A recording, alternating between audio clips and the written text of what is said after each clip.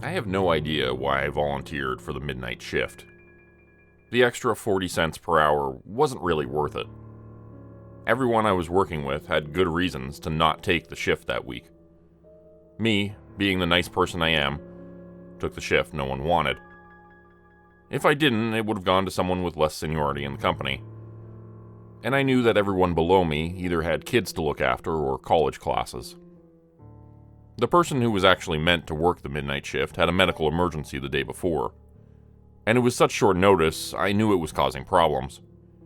They had to find a body to fill the shift, and I stepped in knowing it would be a hassle for others to change their schedule around. I really should be more selfish in the future. My job was outside of town. Because of that, I had to drive at least an hour on the highway each way. It was 2 hours of my day listening to audiobooks or podcasts, so it wasn't a total waste. Plus, the pay was stupid high for such an easy job, I couldn't complain about the drive.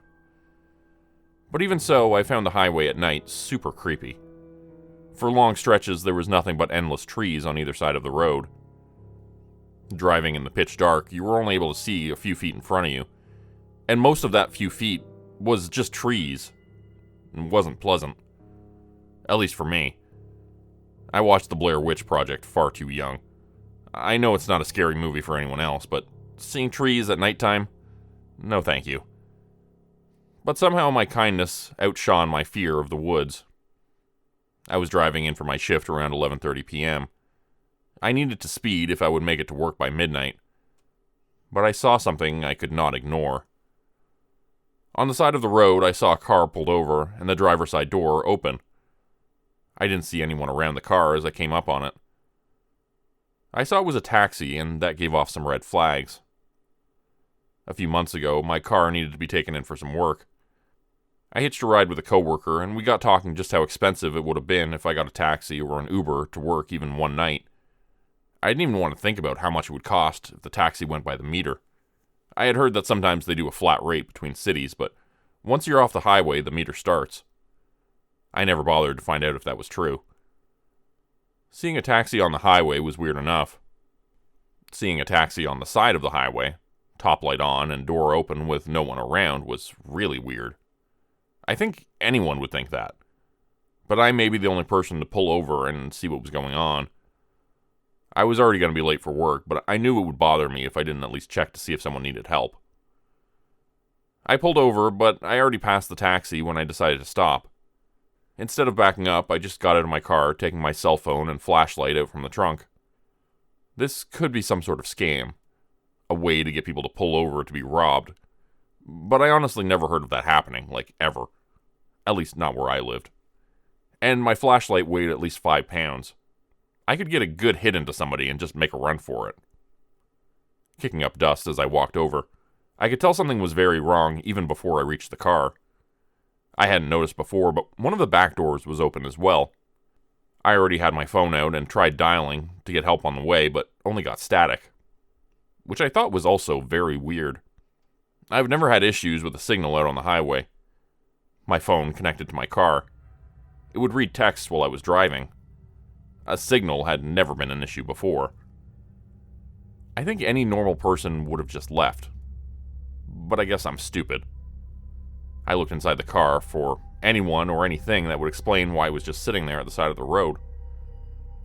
My stomach dropped when I saw some red, which I knew was blood over the driver's seat. I shone my flashlight on the ground to follow a trail of blood droplets with some hurried footprints leading off into the woods. It wasn't a lot of blood, but it wasn't a little either. Someone was hurt, but it was hard to tell just how badly. I looked in the back of the taxi trying to find a weapon, but I didn't touch the car. I just leaned over trying to get a good look inside. The window of the rear door that was open had been smashed. Glass littered the back seat and spilled onto the ground outside the taxi. Something had happened, and I still couldn't get my phone to work. That was when I heard it. A scream. A man screaming for help from inside the woods. He sounded close enough for me to reach him. After everything I had seen, and now heard, I really should have ditched the whole thing. But like I said, I'm stupid. "Stay there," I shouted back. "I'm coming to help." Without a second thought, I took off running into the woods, to where I thought I heard the scream. And it honestly was my worst nightmare. In the woods at night is so unsettling. I don't know how people go camping. My flashlight was bulky and had a good beam of light, but it could only go so far in the woods. The darkness where my light could not reach made my palms sweat. I couldn't stand not knowing what was out there in the dark looking back at me. I scolded myself mentally, saying the only thing out there is someone who needs help. It was only when I was a few feet into the woods and to the point where I couldn't see the light of the taxi that what had actually happened just sunk in. If a man was hurt out here, what had hurt him? Who had hurt him? It wasn't just him. Someone broke the window. Someone had been in the back seat, and I only had a hefty flashlight and a cell phone that was still not working. I needed to find the man and get the hell out of there, when I heard something else. A woman's voice. "Please, can you help me find my son?" I looked around trying to figure out where that voice came from. My beam of light scanning the dark trees, but seeing nothing beside creepy trees that I hated. "Please, can you help me find my son?" The voice came again, then again. She repeated herself 3 times and fell silent. I started to shake. I just couldn't help it. The woman's voice sounded off. Have you ever seen that video of a bird talking in Japanese? It sounds so human and yet not. So close to human speech, and yet the tone is slightly off to make you aware you're not talking to a human. That woman's voice sounded human, and yet not. "Run!" I screamed at the voice. Of course I screamed. An older man came running out from the trees, his lip torn and still bleeding. He rushed past me and made a grab for my arm to drag me along. He missed, but didn't even pause in running to try again. He just ran, trying not to fall over fallen branches and tree roots. He looked like a man who'd just seen death itself. I was so shocked still seeing him, I may not have run after him if I hadn't heard an ear-piercing scream from behind me. That sound motivated me to run as fast as I could from behind that man. That scream, that sound I still hear in my nightmares. Or even if I just let myself sit in silence for too long. I've listened to hundreds of wildlife recordings, trying to prove to myself that I just heard an escaped exotic pet, or anything that would logically explain what I heard. It wasn't made by a human, or an animal. It was nothing I ever heard since, and I hope to never hear again. And it was right behind me. I somehow caught up with the man. I felt like we had run so far, and yet we hadn't reached the road yet. I had to stop because my chest burned from running. We both stood gasping for air, from fear and from running through the hard-to-navigate forest floor. The flashlight beam was powerful enough to light his face covered with blood, even if it wasn't pointing directly at him. He nervously ran a hand over his face. It didn't wipe off anything, only getting his face bloodier. I had only heard a voice and a scream. I did not want to know what this man had seen in the woods. "We need to keep going," I told him once I was able to talk again. "It's not my fault." He was running his bloody hands through his hair, clearly out of his mind from fright. I wanted to reach out to try to calm him down, but wasn't sure if that would upset him more. I decided to just let him talk while I looked around trying to find a way out through the trees. "It's not my fault. I mean, she's pretty. She was pretty. She got into my cab, right? You understand, right?" By some miracle, I spotted a light through the trees I was positive came from the taxi from the road. I was just about to tell the man that we needed to walk in that direction, but what he was saying made me stop. I had never been so afraid in my life being in those woods, but I still stopped to look over at him. "What are you talking about?" I asked slowly. "Girls like that don't mean no, right? If they're so nice like that and smile at you like they want it, right? I didn't even do anything, I just parked. I didn't even get in the back seat. She was the one who leaned over. damn bitch bit my lips off. She was the one who wanted it." As he spoke, his voice got more and more frantic. I stood in place watching him lose it. He was running his hands through his hair, tearing at it. His body shook and his eyes darted around wildly. "That bitch isn't human," he shouted. He grabbed at his head with both hands and started to sob. This man. I didn't want to think of what might have happened to the woman in the back of the taxi if she was human. If he just picked up a normal person that night. What would he have done? Over his sobbing, I heard a branch crack. Then another. I raised my flashlight to look into the darkness and finally saw her. She was pretty. That much was true. And also not human. Long brown hair fell over her shoulders. She was only wearing a flower print sundress with the driver's blood down the front. Her face looked normal aside from her eyes. They were the eyes of a dead woman, blind and pale. She was only a few steps away from us. The sobbing man hadn't noticed her creep up behind him. She stood in the beam of the flashlight, almost curious what I would do. I did something I never expected of myself. While keeping the flashlight on the woman, I took a step back. Then another.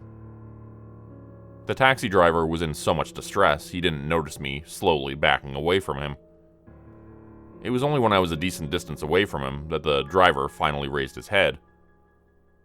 I saw the horror on his face when he noticed I was now so far away from him.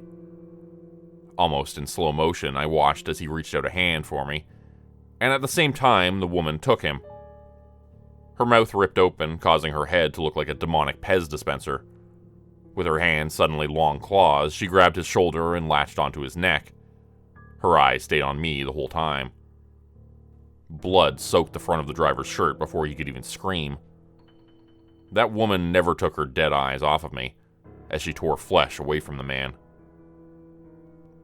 I did not stay around to see her rip him apart. I turned and ran as fast as I could towards the light coming from the taxi. I got out of the woods without being followed. I kept running to my car and flew in. My hands were shaking too much to even start the damn thing. On reflex, I checked my phone. I saw I had a signal, and without any delay, I called the police.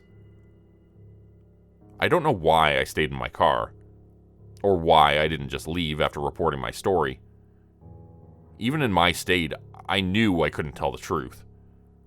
I told the operator that I spotted the taxi pulled over, saw some blood, and when I was about to go into the woods to try to help, I heard screaming that freaked me out and ran back to my car. Even after the cops showed up, they took my story again and my info, then dismissed me. I was very late for work, but after telling my boss a very abridged version of the night's events, they forgave me. I still have trouble sleeping. I no longer do midnight shifts, and I hate driving along the highway before the sun comes up on my early morning shifts. I looked up the case, but didn't find many details. They only found blood from the driver, but enough for them to be positive he was dead. I was not a suspect, even though I found the car. I looked up the driver's name once I found it out and saw he had assaulted other women before. He had just been released and wasn't even a real taxi driver. They had no idea where he got the taxi from, but the police were sure he was using it to hunt other women.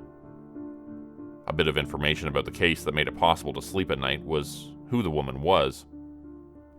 They found her DNA on the broken window glass. The thing was, she had disappeared 3 years before, and was assumed dead. She had gone missing in the woods with her son. Maybe I should get a new job. One much closer to home.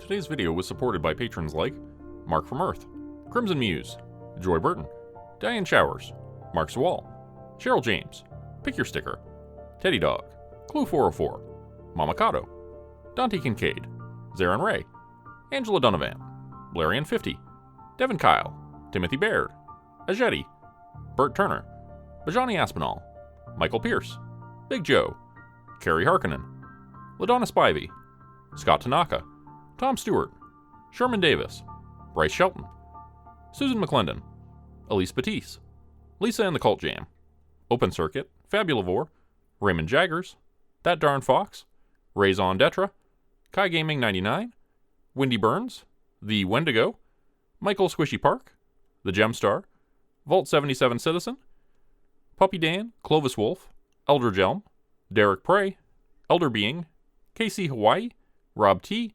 Tragic Mermaid, Darren Fishnaller, Cloves Anoya Harris, Roe Underwood, Florida Man Luke, Bethany's Mom, Winter's Kiss, Sam Brook, The White Stag, Corgi Connection, No Name, Marta Cara, Professor Elm, Kathy Barrickman, Cybard Sands, Steve Hennessy, and Melanie Sanders. If you'd like to help support the channel, please consider joining my Patreon page at patreon.com/Jordan Group Horror. As a patron, you get access to bonus videos, content, and a Discord channel. You'll be credited at the end of every video going forward. And if you decide to stay for 3 months, I'll name a character after you, which will be featured in the next Hollow's End story. Links to join the Patreon are in the description. Thanks everyone for listening. Please like, subscribe, and comment to help the channel continue to grow. And see you again next time at 4 p.m. Eastern Standard Time.